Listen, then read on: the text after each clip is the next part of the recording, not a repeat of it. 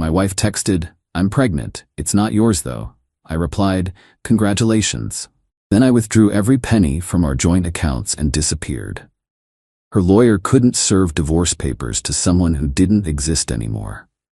I, 34 male, am writing this from a hotel room somewhere. Can't say where. Don't want to say where, but I need to tell someone what happened because it's been eating at me for 2 weeks.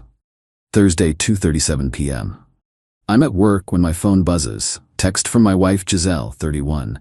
Marriage of 6 years, together for 8. Thought we were solid. Need to tell you something. I'm pregnant, about 8 weeks. It's not yours though. Sorry. Just like that. Text message, not even the decency to tell me face to face. I stared at that text for maybe 5 minutes. Read it over and over. Waited for the "just kidding" or some explanation that would make this make sense. Nothing came. "Congratulations," I replied. She started typing immediately. Those 3 dots appeared and disappeared several times. Finally, "That's it? Congratulations? What else would you like me to say? We need to talk about this. Come home." Working late tonight. Big project. That was a lie. I left work immediately, but I didn't go home. I went to the bank. Here's something about our finances. We had what she called a joint account, but it was actually my checking account that I'd added her to years ago when we got married. My direct deposits went in, I paid all the bills. She contributed maybe $400 a month from her part-time job at a boutique. Account had about $32,000 in it. Money I'd saved for years before we even met, plus my ongoing deposits. Withdrew $31,500. Left $500 so the account wouldn't close. All legal. My account, my money. Teller asked if everything was okay. Told her I was making a large purchase, not technically a lie. Next stop, my buddy Amos, who's a lawyer. Not a divorce lawyer, does corporate stuff but smart enough to give me basic advice. "She's pregnant with another man's baby?" he said, jaw-dropping. "That's what she says." "And she told you via text?" "Yep." "Dude, document everything, screenshot that text, back it up everywhere, and whatever you're thinking of doing, make sure it's legal." Already screenshotted it, already backed up to 3 different cloud services, already thinking 10 steps ahead. "Can I ask you something about serving legal papers?" I asked. He raised an eyebrow. "You have to be findable to be served. Can't serve papers to someone if you don't know where they are." Interesting. And if someone were to say, work remotely, travel a lot, pay cash for everything? Then they'd be very difficult to locate for service. Not illegal, to be hard to find, just inconvenient for anyone trying to sue you. We talked for another hour. He gave me the name of an actual divorce attorney, told me to be smart, not emotional. I was already past emotional. I was in planning mode. Went back to the apartment while Giselle was still at work. Packed methodically. Just essentials, clothes, documents, laptop, some personal items. Nothing she could claim was ours. Left all the furniture, dishes, decorations, even left the TV I'd bought last year. Found her journal while packing. Wasn't looking for it, but it was right there on her nightstand. Flipped to recent entries. "Tomorrow I tell R about the baby. Scared but excited. Maybe this will finally push us toward divorce. T says he'll take care of us." T had to be Terrence, her CrossFit coach. The one she swore was just a friend. The one whose classes she never missed. The one who texted her constantly about form improvement. Took photos of those pages. More documentation. Left a note on the kitchen counter. "Congratulations again on the pregnancy. I'm sure you and T will be very happy. I've removed myself from the situation as you clearly wanted. The apartment is paid through the end of the month. After that, it's your responsibility. Good luck." Then I left. Checked into a hotel an hour away. Turned off my phone, opened a beer, and waited. The explosion came around 7 p.m. when I finally turned my phone back on. 63 missed calls, 42 texts. Starting confused, escalating to panic, ending in rage. "Where are you? We need to talk. This is childish. You can't just leave. Where is the money? That was our money. You can't do this. I'll call the police. My lawyer will destroy you. You're gonna pay for this." I responded once, "Your baby daddy can help with money now. Best wishes." Then I blocked her number. Blocked her on everything. Shut down my social media. Became a ghost. That was 2 weeks ago. I've been moving every few days. Working remotely. Set up a P.O. box in a different state for mail. Using cash for everything. Not hiding from the law. Haven't done anything illegal. just making myself inconvenient to find. According to Amos, who's been my intermediary, she's losing her mind. Can't file for divorce without serving me papers. Can't serve papers to someone who can't be located. Can't access our money because it was never ours. It was mine that I let her use. She tried to paint me as the bad guy to our friend group.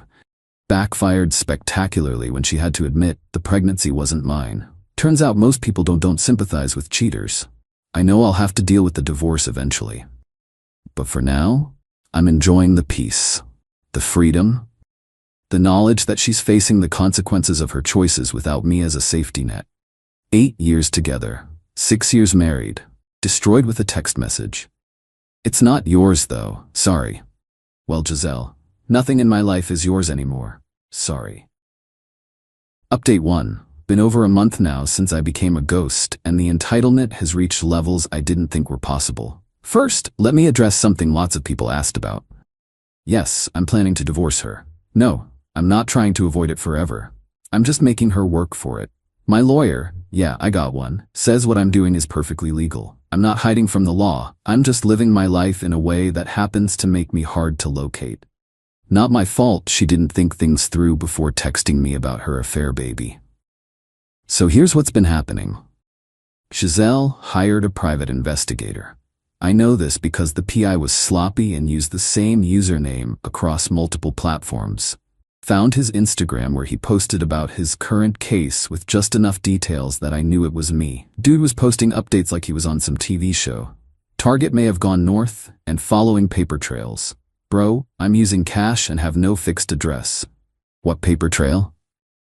But here's where it gets juicy. Remember Terrence, the CrossFit coach baby daddy? Well, turns out our boy T wasn't exactly honest with Giselle. She thought he was single, successful, ready to play happy family. Reality check.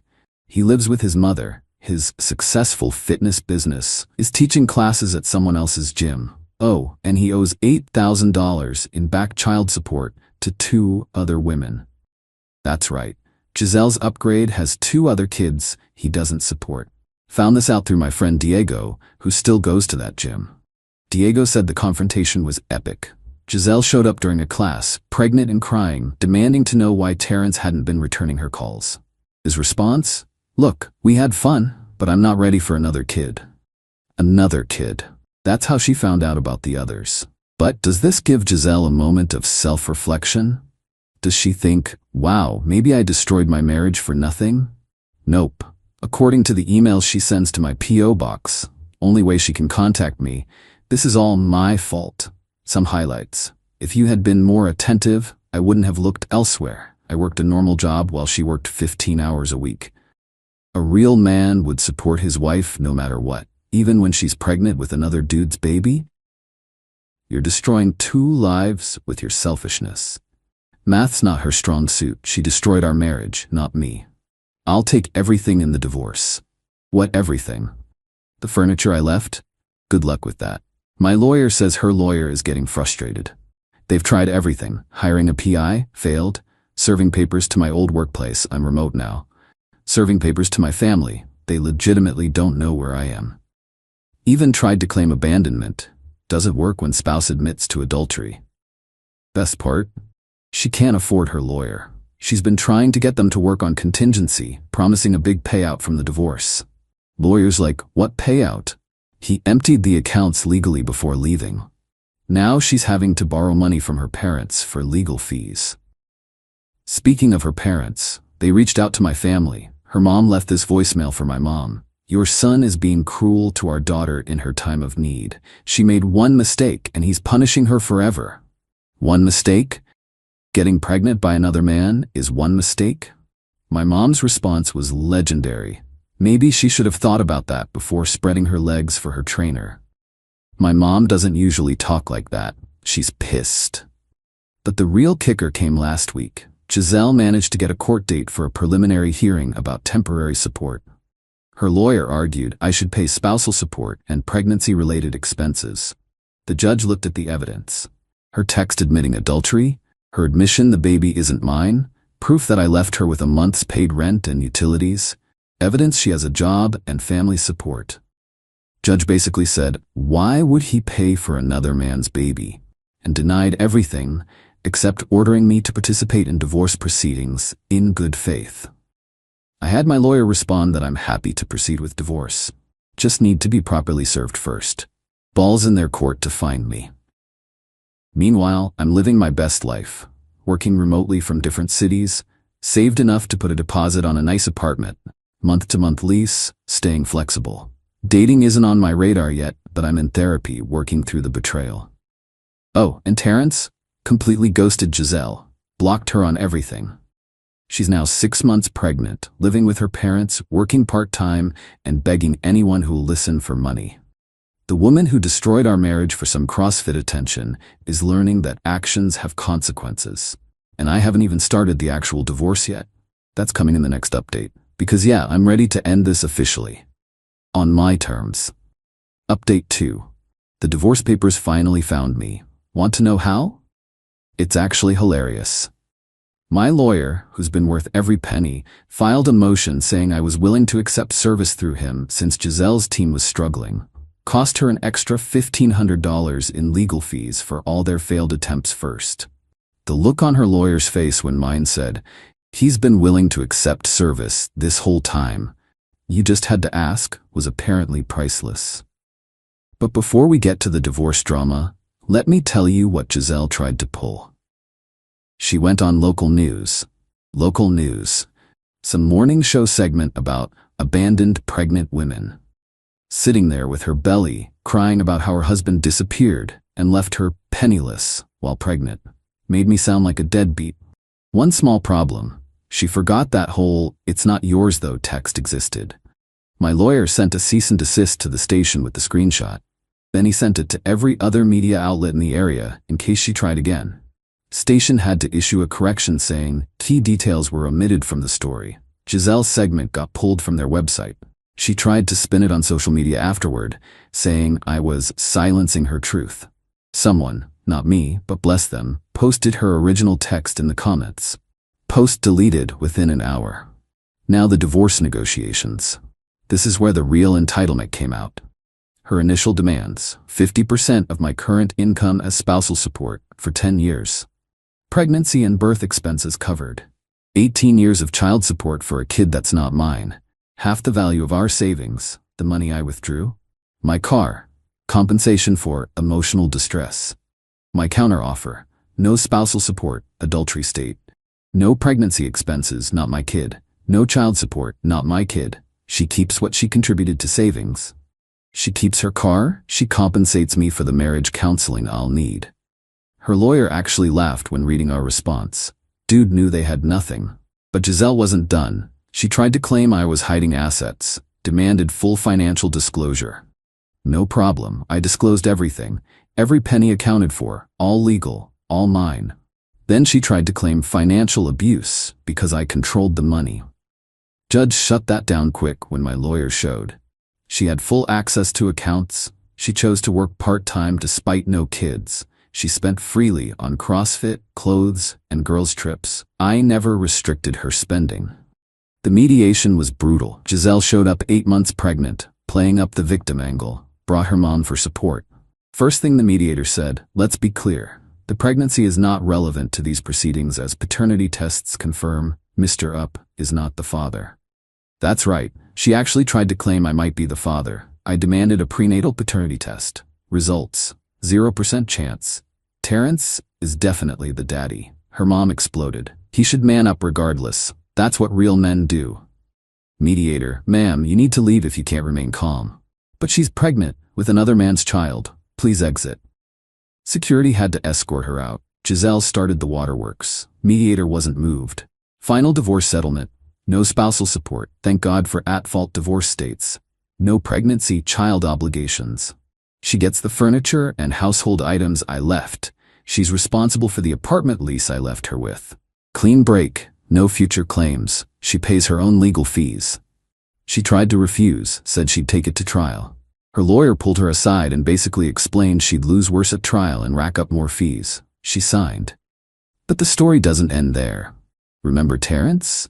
Dude really thought he was gonna skate on this pregnancy like the others. Giselle put him on child support before the kid was even born. He tried to contest paternity. DNA test confirmed what everyone knew. Now he's looking at child support for 3 kids from 3 different women. His mom kicked him out. Jim fired him for bringing drama to the workplace. Last I heard, he was couch surfing and doing personal training in parks. Giselle's living situation isn't much better. Her parents gave her an ultimatum: get a full-time job or get out. She's been applying everywhere, but explaining the gap in real employment is tough. I was a kept woman until I cheated and my husband left. Doesn't look great on applications. She had the baby last week.